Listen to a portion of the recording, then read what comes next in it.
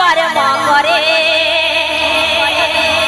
पिठा खावाबो बहुत करे तोके खावाबो जहतन करे आज भी सखाई बारे This video presented by Puroda Junior Lovers.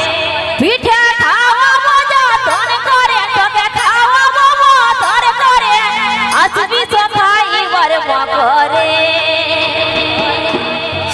Input by Giri Sani. पिठा खावाबो बहुत करे तोके खावाबो जहतन करे आज भी सखाई बारे करे पिठा खावाबो जहतन करे तोके खावाबो बहुत करे आज भी सखाई बारे करे